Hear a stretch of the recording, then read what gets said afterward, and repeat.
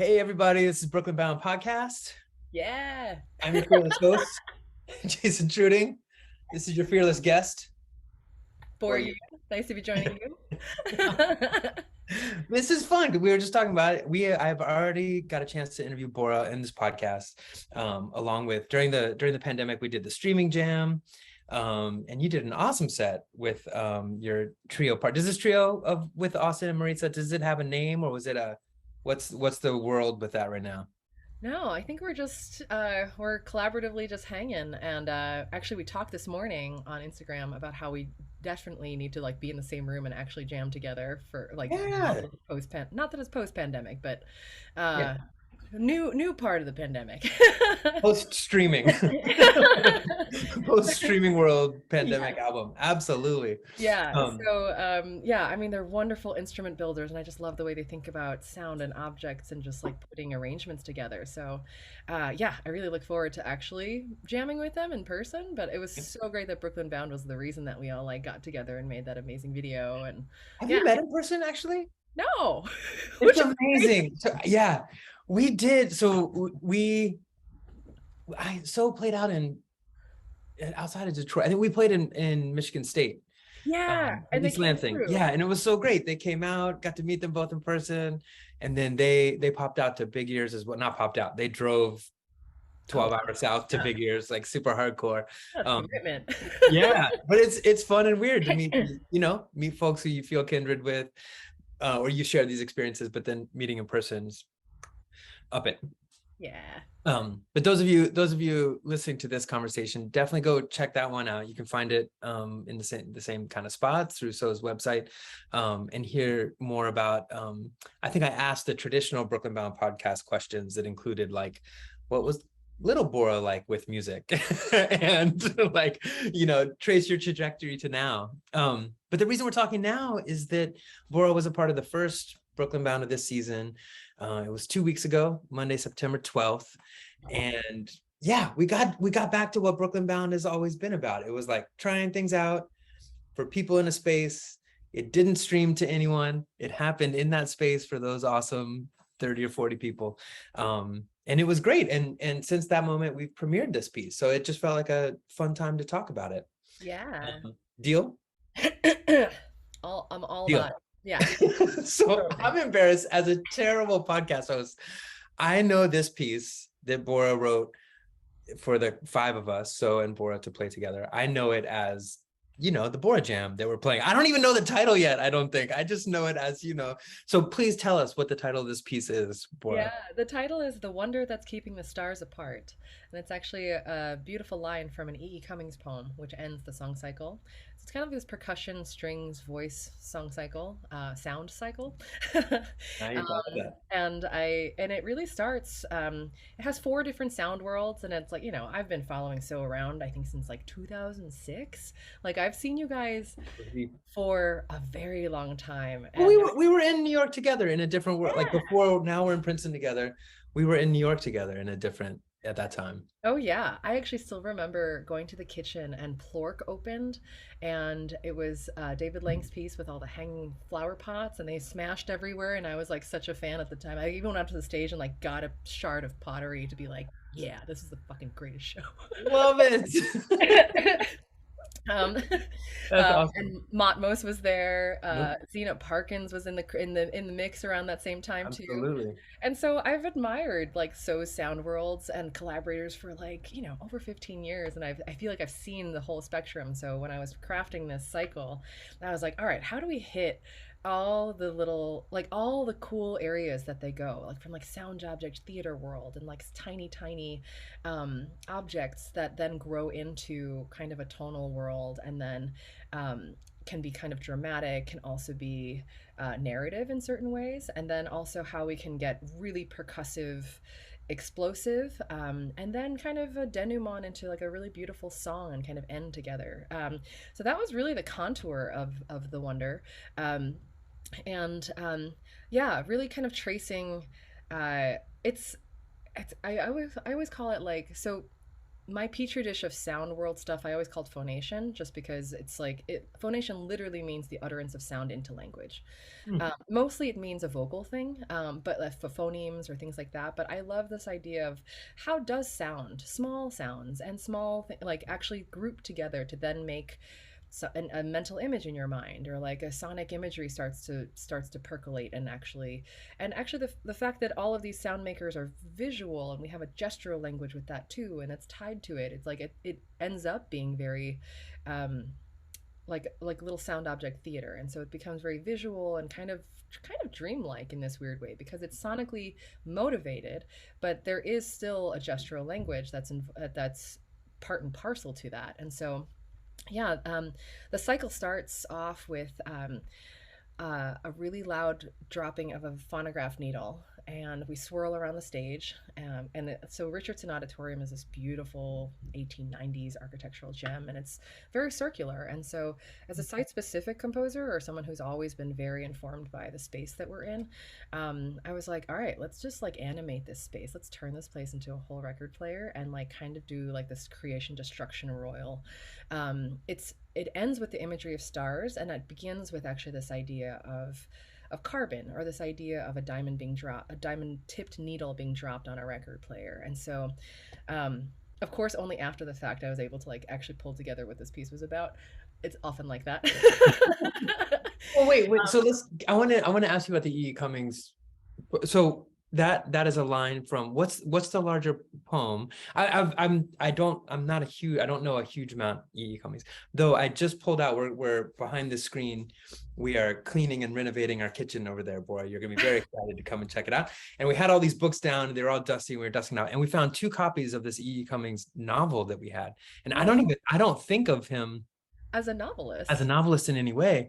But we had, somehow we have two copies of it. One is a used copy, and one is like Beth's, somehow is in Beth's family as like 100-year-old copy.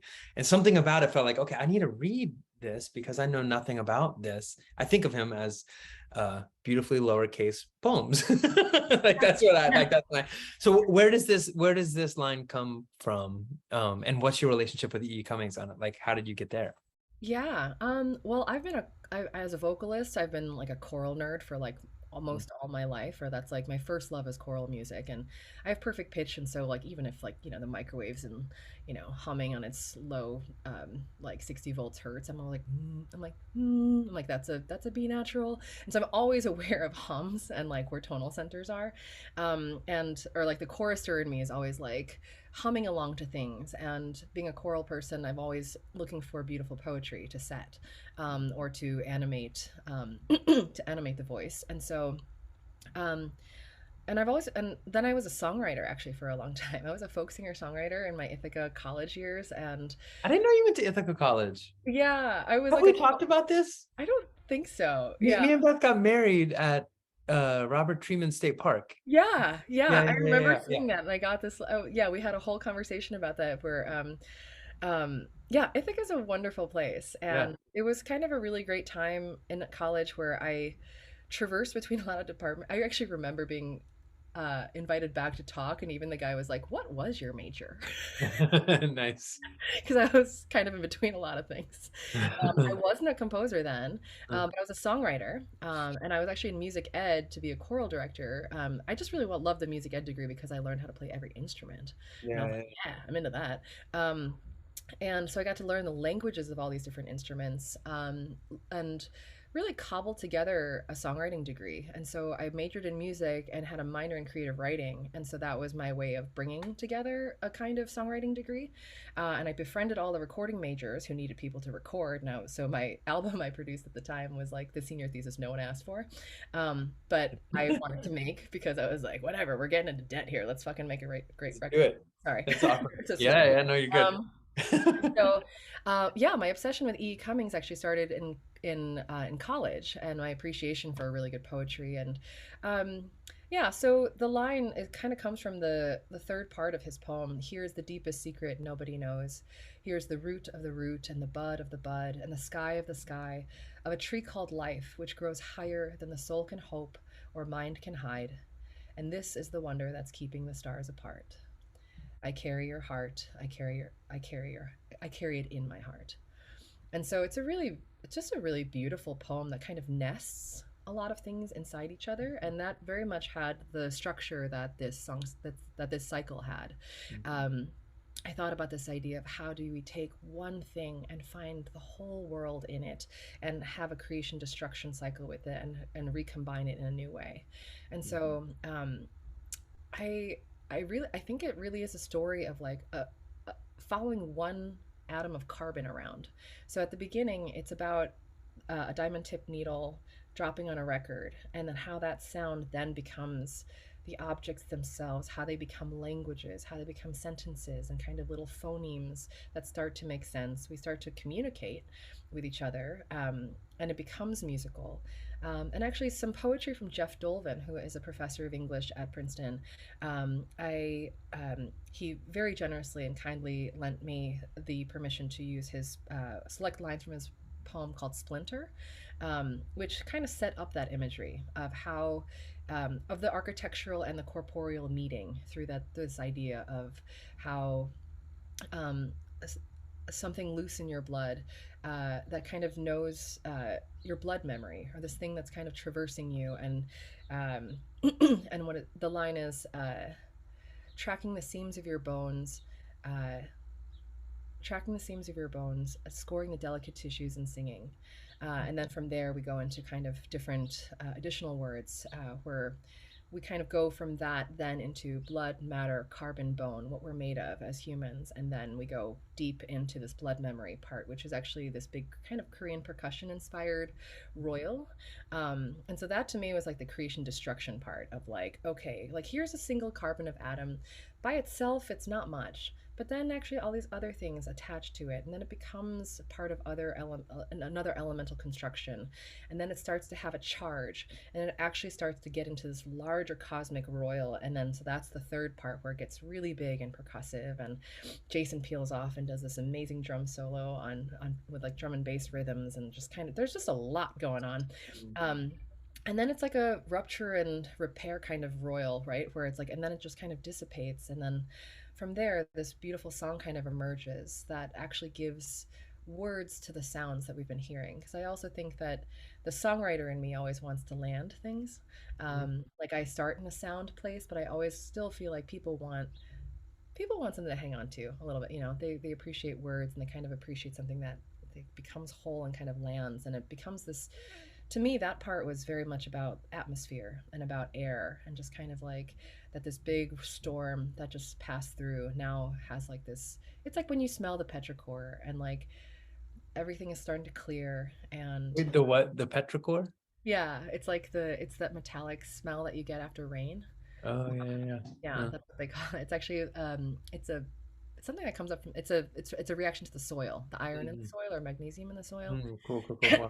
But Mm, yeah, it's just like a kind of the sensory kind of this pulling apart then that starts to happen and this song happens and the poem I think really brings all of these sound worlds that happened before together then of how do you go from tiny elemental matter to like the human body to then to and this actually all comes back to this um, slightly morbid, but I think really cool thing where there's this new death technology now where instead of being cremated, you can actually take all of your ashes and get heated to such a degree that you can be turned into a diamond.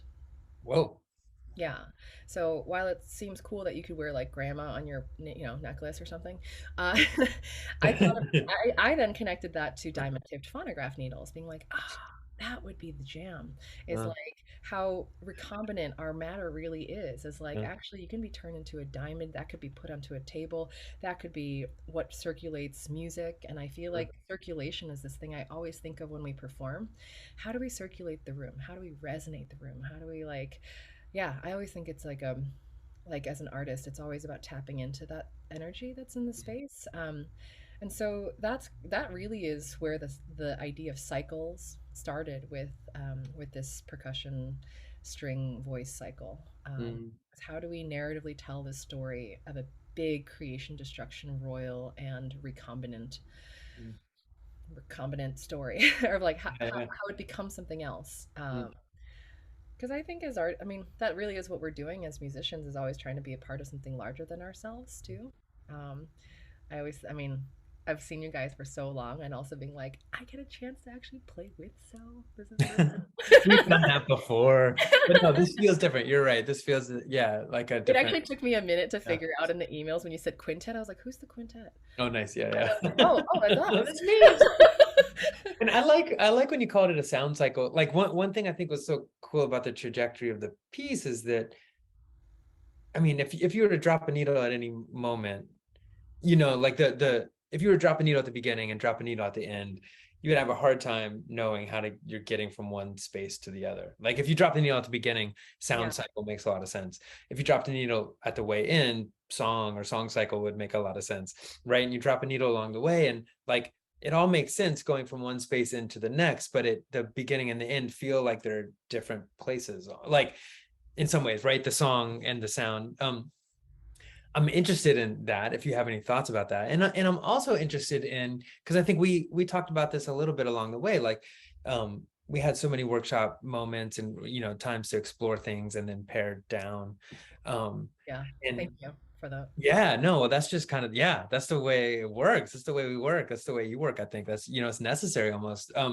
But I was thinking like um you mentioned David Lang earlier. One of the last big piece we did with him, he wrote us a concerto, and the last movement is basically something else we did in another context, kind of reframed with orchestra, right? Or like he oftentimes, I think I find in the stuff he's written for us, then we find these bits and other pieces that he's written that it's the same music kind of framed in a different way for different use or context, or and I love that. I like stealing from yourself, like and reframing and recasting. So I think, but I haven't had a chance to ask you about it. I don't think I think the song that we worked on at the end has other lives, or did have another life before this one, right?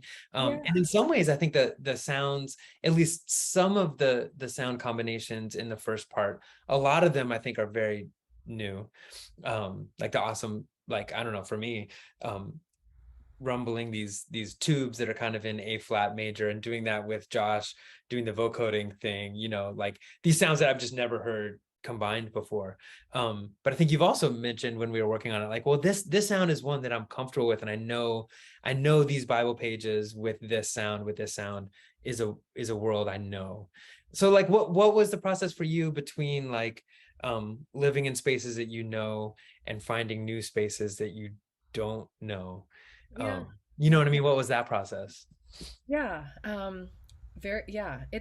I'm so thankful that this opportunity like allowed for so many of my like genre and style proclivities to actually to be able to be strung together, um, and also that we live in a time where people are accepting of it. Because I remember actually in undergrad where people were like, "No, what bin do we put your record?" Yeah. Like the Yeah. BMI guy was like, no, but like, where do they put it? And I'm like, I don't know, Yeah. actually. Yeah. I'm like, I because know. I do choral stuff, and then like weird electronic stuff, and then like weird like soundy things, but then Mm. songy things, and I don't know. Well, Um, doesn't part of you want to say, sorry to cut you off, but I always want to say in that moment, like, I don't think that's my job. no, Like, fuck I'm okay. I'm okay living in a world where things have to be placed places, yeah. but that's not my job making something to choose where it's placed. Like, let me make the thing and then you figure it out. Yeah, I was kind of like they're Yeah. individual tracks anyway. They're all going to go into Yeah. different worlds, and the days of bins are gone anyway. So Yeah. Yeah. We're done. um, just keep making.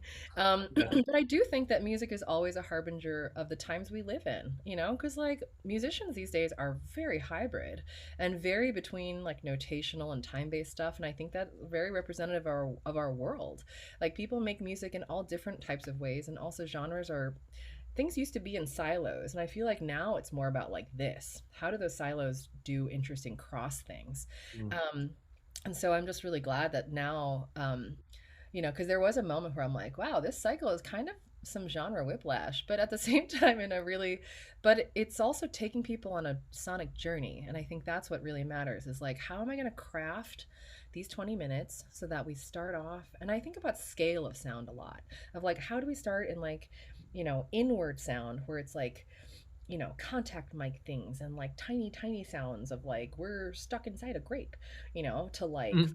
huge sound that's outward and it's not, it's all about like resonance and like combustion, and then like being able to, how do we go from those worlds, right, from like tiny tiny mic'd amp world to acoustically resonant world, and like and find a way to make that a really nice and dynamic contour.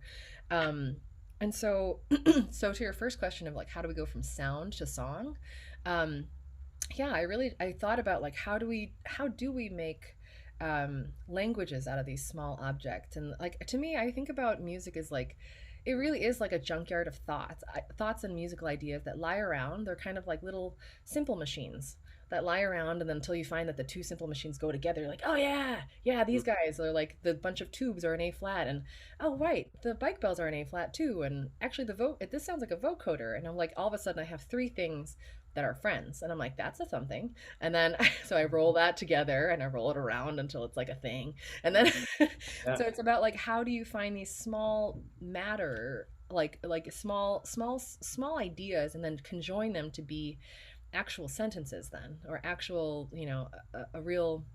So these like Bernoulli principle tubes we've often seen as whirled around for harmonics, but the way they were cut, they were tuned for. So yeah, recycling from myself. This is a thing that composers do when you have a lot of deadlines. Well, um, no, but also I think just when you make work, it's natural, I think, right? yeah, I think, totally. And yeah, actually, yeah. what's so cool about this piece that I'm so grateful for, and in hindsight, is that I'm like, oh, Bora, these ideas have been kicking around in you for a long time, actually. And once you start to recognize that that little sentence in the junkyard and that sentence make a paragraph, and you're like, oh, cool. And you start to um like, these objects have lived with me for a long time, but I'd never put them together like that before. I had never, it was only until I kicked them, these bunch of tubes, and I was like, oh, that sounds like a vocoder. Oh, that'd be really fun if we did Mm. that. And so starting to have these moments of like, oh, they actually do um, build a larger sense of tonality from sound then. Um, and then from there, so if you drop the needle to like the second part of our 20-minute piece, then you kind of get this like moody soundscape and poem thing that's going on. And if you drop it in the third part, you've got like this like huge percussion moment going on. um, and I feel like it's, to me, these are all just like parts of a larger shape that I'm going for when I make a piece. I'm always thinking of so it is always about taking ideas and rolling them around in the soil until they become something. And I think of them as sound worlds then, and I think of them as like a necklace, and time is the arrow that brings these beads of sound together. I'm like, how do I make an effective and interesting, like what would I want to have happen? Like, what do I want to sit through for 22 minutes? Mhm. Yeah. And I think about like, yeah, let's go from like I'm like, I want a big voomp. I'm like, let's go from this to like and then get like you know.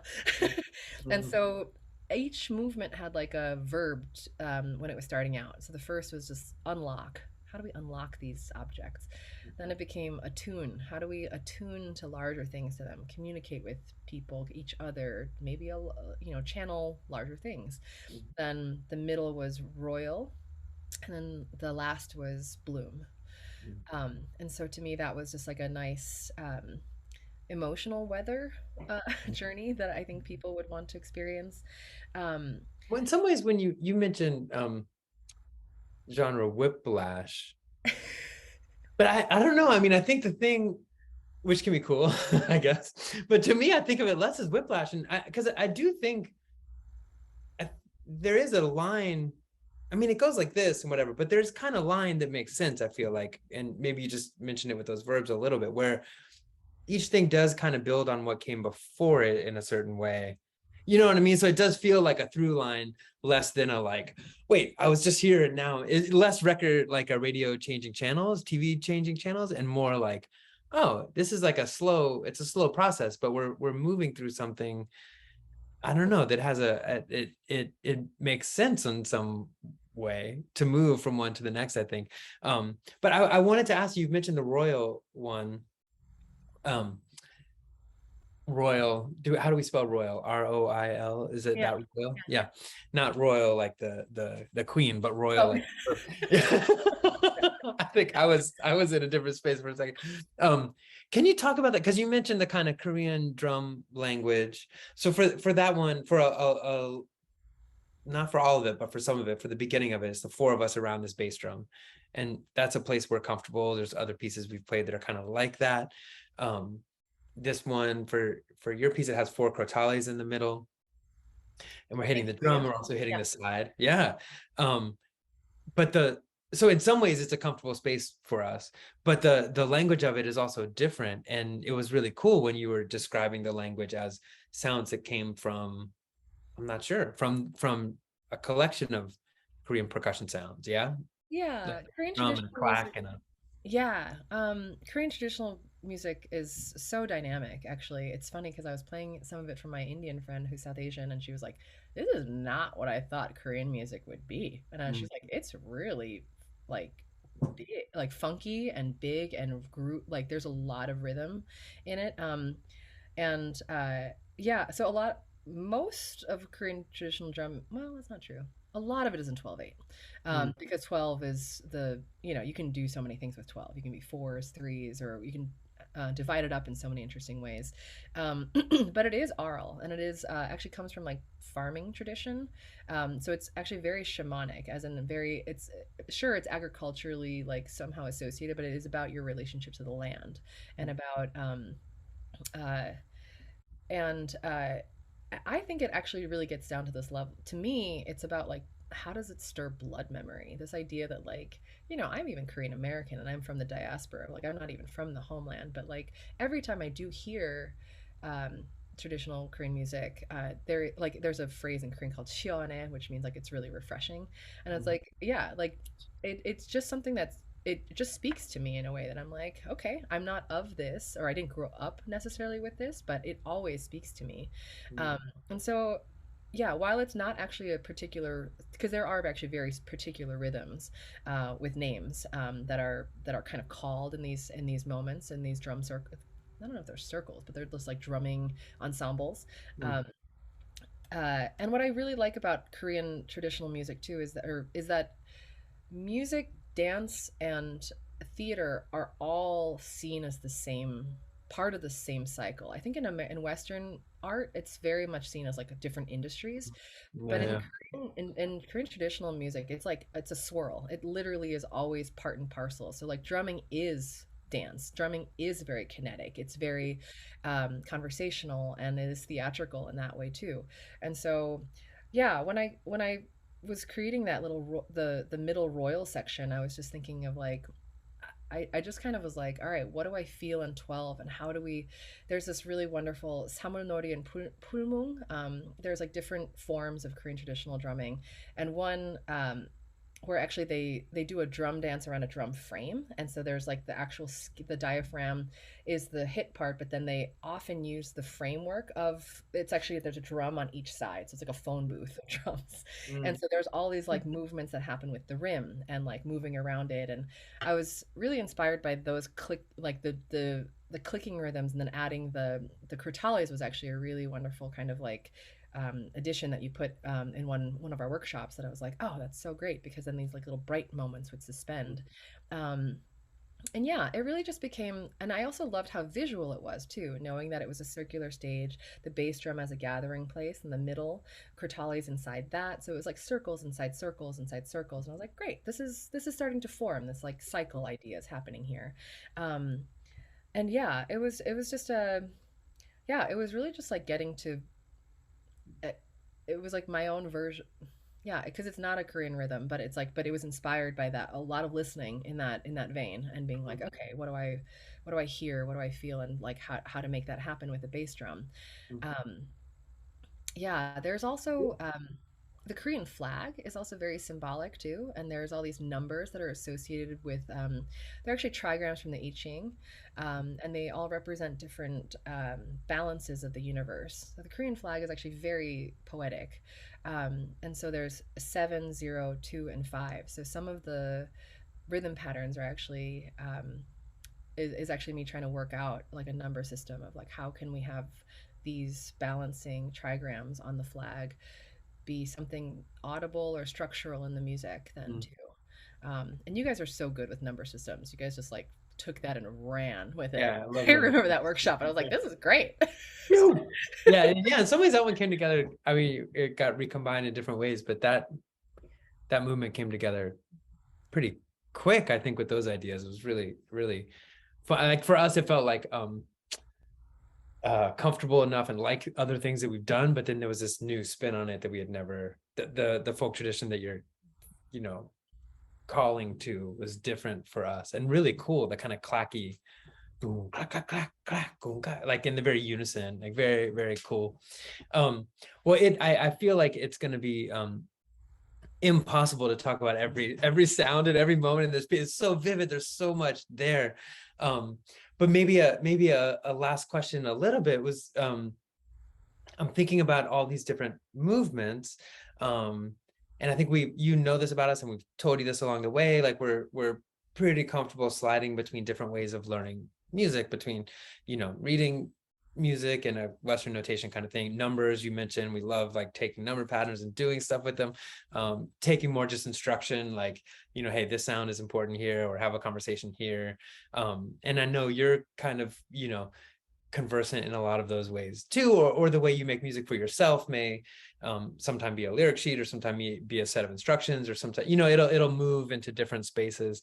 So I'm really realizing, I think every one of these movements, well, I was gonna say, I guess, was kind of like the information was given in a different way. But even within movements, you know, the one we were just talking about, the third movement, you know, starts in a very through composed space and moves into a number space, and then moves into a, hey, bring this energy over to this space idea on the, you know, so it almost moves between three different ways of transmitting ideas. Like what is that process for you, either in this piece or just in general, the idea of transmitting ideas between, you know, yourself and others, and the different ways that that can happen these days, you know, with musicians who are coming from different places, you know. Yeah, yeah. No, that's it's interesting to because I think I wrote this score out in like five different ways.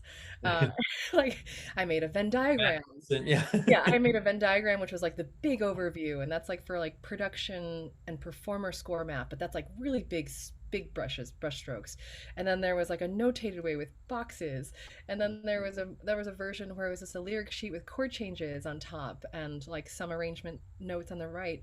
Um, so it was really written out, and I think all four movements were written out in totally different ways, actually. Yeah. Which is what's funny because this was co-commissioned by the Composers Guild of New Jersey and with and Princeton Music, and so um, CGNJ needs a score, and I'm like, it's actually in four completely different documents right now, but yeah, for logistical reasons, right? Yeah. Because I also knew that like it's easiest to read this particular part as a one sheet with like numbers and stuff, and you'll just tape it to the drum anyway. And this one is like through composed and fully notated because maybe that's just what we need for these transitions and key changes.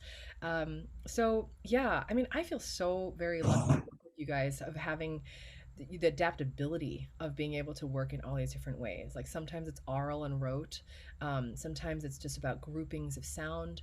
Um, Sometimes it's a lead sheet, and really going kind of song on it. Um, and it was interesting because during the workshop period, I remember thinking, I'm like, am I a composer bringing in through composed, fully formed? It's like I'm like, am I bringing in a whole preset dinner, or is this a potluck Mm. more like a band model, where it's like we're kind of all bringing something. And I remember it kind of, I didn't, it was living between a lot of worlds. And I think until the Brooklyn Bound, actually, that was the real first time that we like, it simmered and it gelled and it actually became a dish. Like it became a whole, Yeah, yeah. a course. Because up until then, it was a lot of workshopping and kind of talking about certain things. And yeah, until because at the end of the day, we're all time-based people. We're all Mm. people who like know how to animate the sounds too. Mm. And so um yeah, it was a yeah, there were a lot of different ways to write and relay the ideas, but I think it all speaks to kind of that notation really is it's a means to an end, right? It's a piece of paper that helps relay the larger time-based wind that we're trying to capture and laminate and recreate sometimes. Yeah. So When yeah, I feel like just taking that like if if I look at the first part of this, I think the music I have, at least the music I play off of, it's kind of it's an instruction of sounds that we all go through, right? But I know when I see contact mic, I know what that contact mic cursive, I know what that means to, I know what to do, but I also know what not to do, because right, the score is not actually saying do anything with a contact mic cursive, or it's not saying here's charcoal, I forget what those, here's like Yeah. these charcoal cool things, make, it's not actually saying make any sound with those. It's saying like we've talked about this sound world, Oh, which has right, which has all of these possibilities, but not these possibilities. Like I'm not going to take the charcoal and go like right, I'm going to take the charcoal and pick up on where the phonograph needle left off. And then you gave me all these like kind of animating ways of thinking about an animal moving, there's starts and stops, there's conversations between other sounds, like there's so many other things within it. And I actually think of it, the piece I was just telling you about with the David Lang piece, that last movement, my part on the drum set, if you look at the score, it's just a bunch of slashes, it just says improvise. But when I sit down, I know I'm not going to improvise anything. Like I know there's a language that David and I have worked on enough. Like I know I'm going to play in the language that makes sense for this piece, even though he didn't write the notes out. yeah. You know what I mean? So it's like, it's kind of like, I think just an awesome reminder that probably all notation is that way on some level, right? Because the Yeah. people that were getting that notation knew the composer. And so they probably knew things about it that weren't written down. Yeah. And right now, like this reminds me, like when you were saying like dance and visual art, and the kind of like things being more kind of connected in a Korean tradition than in other traditions. Like I think so much of like the dance work that I've done with choreographers, like if it's not videoed, the thing doesn't exist anymore, because you're recreating it off of these recordings. And so in a lot of ways, that's just happening with music now also, in a really positive way, which is like we all have our score, but we also have a video of this performance. So when we're doing it again, we're going to be able to say like, yeah, Bora has told us to do these things, or Bora has told herself to do these things. But we also are going to look at the video, and like, I don't know, to me, it's just like a much, um, I mean, it's 2022, like the idea that like, we're still running into walls in terms of musicians who come from a classical background of like, how is this going to be written down? And as long as it's written down in this way that we all say, it's like, no, these ideas can come across in so many different ways.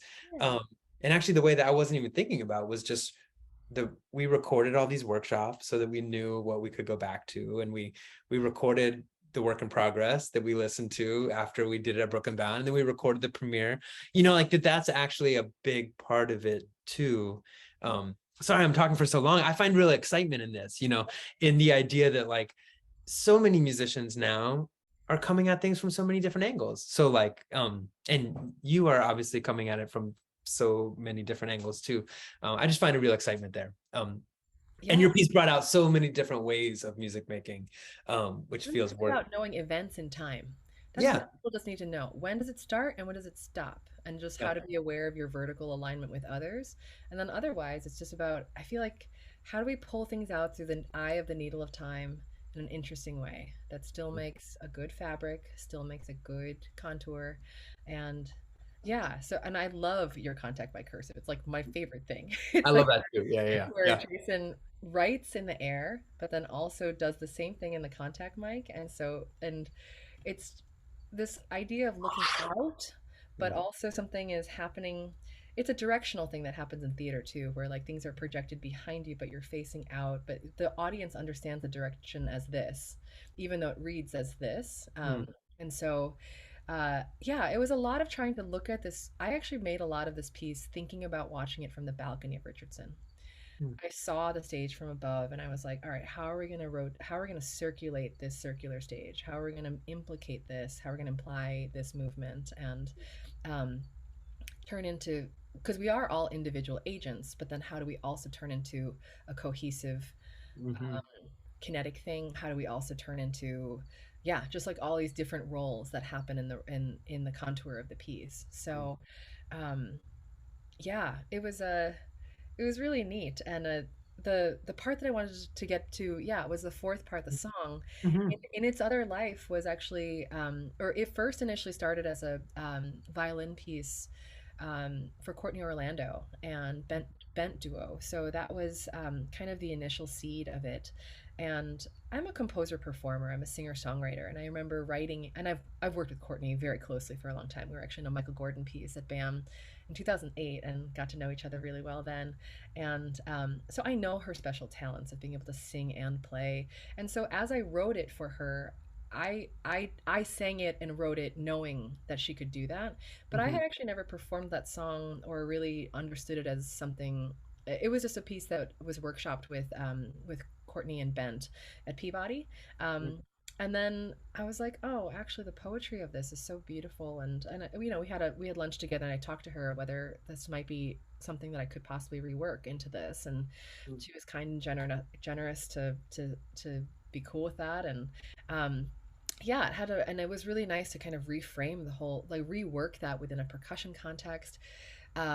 So one of the greatest gifts from Sominar, which is this awesome every 3 year so percussion seminar that happens at Princeton, Or people. you trademark it seminar. I just have No, to. I that's Quinn feel Collins. like, Quinn Collins did that. oh, Quinn. All right, I'm gonna give Yeah, him credit for the TM. yeah. um, but it's the best class at Princeton because you first of all get to work with so, and then also really get to deep dive your brain into being like, yeah, what are the sound making principles of percussion? There's friction, there's, you know, there's resonance, there's friction, there's materials, there's different mallets, there's, you know, it's all of it. And so one of the greatest things that got passed down was from Elliot Cole, actually, Yeah, upturned yeah. snare with a crotale, and you by proximity go towards it, and it ends up making a sound I've never heard acoustically, which is sounds like a reverse hit that is always a process sound. Yeah, yeah. And I reverse music boxes for that reason, because it's always like yeet, yeet. Yeah, yeah. And I was like, oh my god, that's happening live. And so what's interesting about having a folk melody and this really beautiful kind of song, and then these electronic seeming sounds then being aleatorically dropped on it, and I was like, I loved this kind of world that lives within, like, it is between the electronic world and the acoustic world, but kind of lives within a very specific place that percussion allows to happen when you Mm. think about these objects in new ways. And I think this just also comes from touring so much that you're like, if I'm going to lug around these objects, how can we use them in all different ways? Yeah, yeah, yeah, yeah, for how can sure. we how can we use the turntable not as a turntable but as a thing that's a lazy Susan? Yeah, yeah. I'm like, it's already coming with us. Yeah, yeah, yeah. We need multiple. Yeah, yeah, yeah, yeah, yeah. No, I love that. That's true. Yeah. That sound is very is true. Like when do you find a like a when do you find that sound In in nature you outside don't. of process world? Yeah, yeah, yeah, yeah. Yeah. I'm like, wow, yeah. Yeah. So Everyone take any percussionist listen, take that one. You turn the snare drum upside down. You hold a crotale in one hand and hit it with anything really, but something probably a hard yarn mount, and you get a ding when you get it down all the way on the snare drum. It's pretty cool. But you are gonna have to find a live performance slash a recording of this piece to steal all the other cool sounds that Bora has come up with. We know this piece will have a life out there. We don't know where and when it's going to happen, so be on the lookout. Bora, it's a pleasure to talk to you and a pleasure to kind of rework how this piece came together. It was a wild journey, and the outcome is also a wild journey. It's really yeah, like nothing we've done before, which is the best compliment, I think. So thanks for taking the time to talk through it, and oh my thank you god, all my for pleasure. listening to us talk through it. We'll see you on the flip side. Yeah. Take it easy, Excited. Bora. Yeah. See ya. Thanks. Bye. Bye.